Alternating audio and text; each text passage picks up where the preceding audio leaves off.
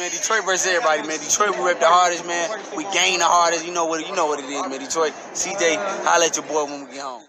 Don't forget to check out our sponsor, The Health Blaze, at thehealthblaze.com. 100% all natural products from lotions, soaps, foot soaks, bath bombs, and much, much more. Use the promo code Goodfella1Boxing. Tell them your boy CJ Goodfella sent you. Get 18% off. We out. All right, man, I heard something from a guy in Philly that Thomas Dulorme tested positive for COVID. Julian J.Rock tested positive for COVID. We also going to talk about, I'm on the late freight. I've been meaning to get to this. I seen this on Ring IQ, and then my guy sent this to me. That no rehydration clause for Canelo and Callum Smith. Also, we're going to get into Bob Arum made some comments about Devin Haney. So let's kind of get into it. Hit that subscribe button, bell icon button. Check out our boxing rumor, boxing news playlist. You guys know I can't go live right now for a while. Hit me with the whoop-de-blam, and I ain't even do it. But you can check me out on Goodfella Sports TV 2.0 for my live streams, which I ain't been going live at all. Also, you can check me out on Sportscastr for all my live streams. The link's in the description. Take you straight to my page. Create a profile. It's 100% free. Then follow me there. But let's get into it. Other than that, appreciate the love, support. Best way to support and donate to the channel. Share the video. Hit that subscribe button, bell icon button. Got to get out here, do some shopping before a storm come. But yeah, man, that's unfortunate. Thomas Dulorme was going to be taking on Ennis, Boots Ennis. Y'all say Ennis ain't fought nobody, and I know why. He don't have a big promoter. And if you ain't riding or aligned with Arum Heyman or Eddie Hearn, or you ain't with Top Rank, you know, and you signed a deal with somebody and they don't want to let you go or do a partnership with nobody else, you know, you got to do what you got to do. And, you know, you got to fight the guys you got to fight until you have a breakthrough. And really, it's hard to do what Roy Jones did in the beginning of his career and his whole career. You know, you got to have that type of superior talent. And for Ennis, he probably not going to get a world championship opportunity because of the politics, and he not lying with the big promoter, but he got an exclusive deal with Showtime, and that don't mean Heyman got to work with him. But, you know, Dulorme tested positive, and the first thing we want to say to Thomas Dulorme is we get 100% healthy. That's all we care about. Hopefully Dulorme get healthy, you know, and his family healthy, and that's it. We can worry about the fights later. Then, word on the street, ain't nobody talking about this yet, is Julian J.Rock Williams got that row too, so his December 26th fight with Dennis Hogan potentially could be off or be pushed back, depending on if he can pass the, you know, COVID protocols, if it's a false positive. So hopefully he 100% straight, and he trying to get his rematch and his titles back with Rosario. Well, he might be chasing Jamel right now, but yeah, hopefully those guys are okay. But moving on, and I don't know, I'm pretty sure the Dulorme fight canceled. I don't know if they're gonna cancel or push back the J-Rock fight. That's December 26th. I think it's Canelo fight the 19th, so I think Ryan Garcia he moved to January, so I guess ain't nobody fight on December 26th. That's a huge day in sports too, because the NFL gonna be on with 3 games and the NBA gonna be on. So if we don't got to fight that day, we got other sports to watch. But let's continue to move on. Also, they supposed to have the corona or the COVID vaccine going out in of December, so that's interesting. But yeah, Canelo not doing the rehydration clause with Callum Smith, and that's what Eddie Hearn say. Do I 100% believe him? No. But then again, I kind of do believe him because he really ain't got no more weight to lose. So, you know, Canelo fighting a young guy with no restrictions on him.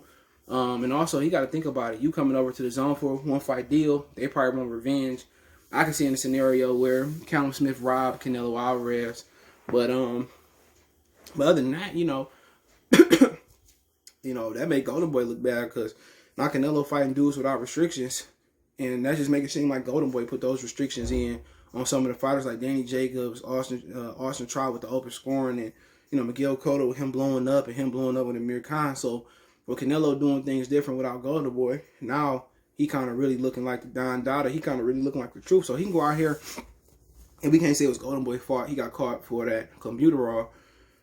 He go out here and beat Callum Smith, which a guy who already struggling to make weight. So I'm not really surprised. I'm kind of surprised, but I'm really not really surprised that, you know, Canelo ain't make him do a rehydration clause. But he a big guy, and if he can make weight comfortably, and they say he been in the gym since January, if he can make weight comfortably, you know, maybe Canelo can be somewhat of a fight. But he ain't had a real fight. He fought a one-armed George Grove, so he ain't had a real fight yet. This is his first real fight, and you know, of late, the United Kingdom fighters kind of been quitting, you know, and I might do a live on Goodfella Sports TV 2.0 later. I got a few lives to do and catch up on.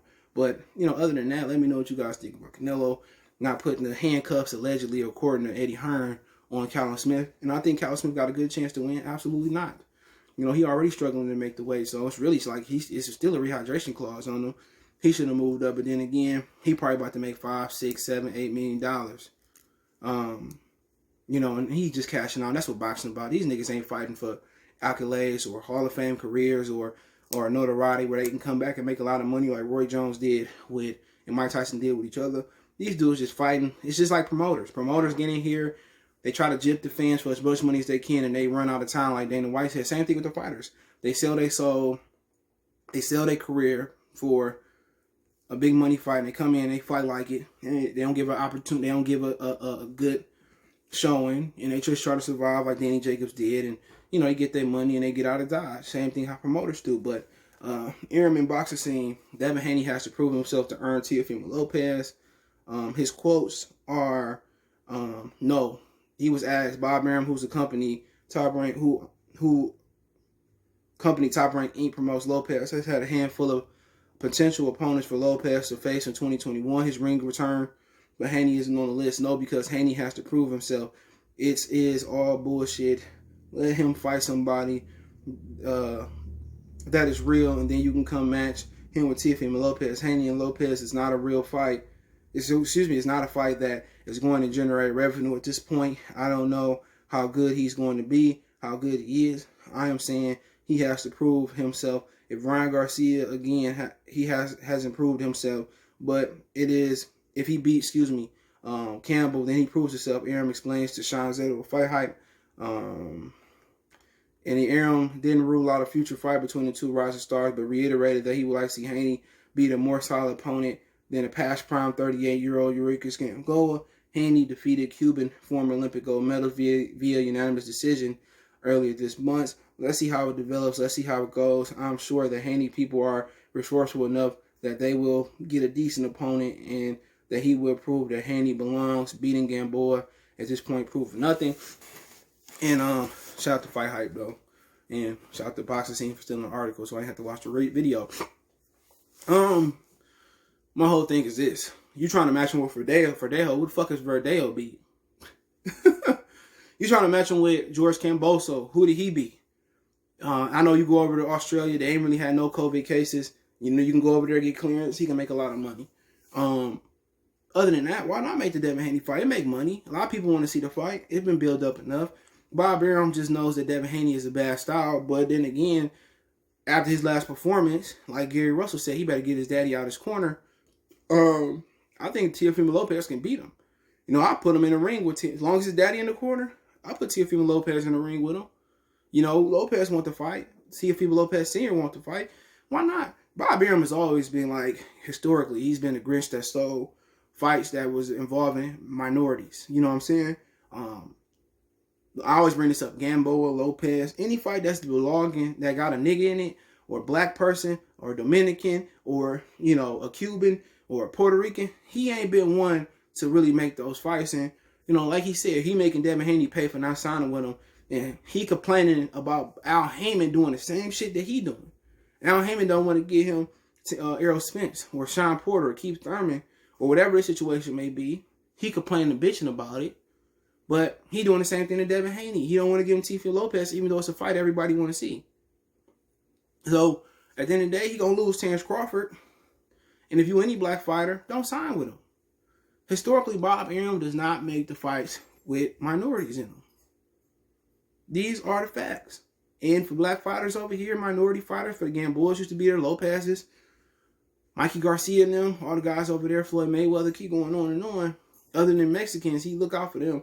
But these are the breaks. Break it up, break it up, break it up, break it up. Doom, doom, doom. Sign with Bob Arum, you ain't getting no fights. That's the breaks. That's the breaks. It's real shit. And that's just how Bob Arum coming. And from the beginning when he was without Lee until right now. But then he cried hypocrisy about the same thing with Al Heyman. My thing is, you trying to put Verdejo on a platter. Get the fuck out of here, Bob. Hurry up and go over there and croak already. Get out of here. Nobody want to see Verdejo. You've been trying to squash Verdejo down our throats because you signed him to a lucrative contract and he a bum. You know, nobody want to see Verdejo. Gamboa didn't even win this last fight, and I like Gamboa. So let me know what you think about Bob Arum and his Jedi, mind tricks and Jedi tactics, or to avoid all the good fights. But hey, it is what it is. It's funny that Teo want to fight and his team want to fight, but they don't want to make the fight. But hey, don't forget me on Facebook, Instagram, Twitter. You can reach out with a business question, inquiry, sponsor, video request.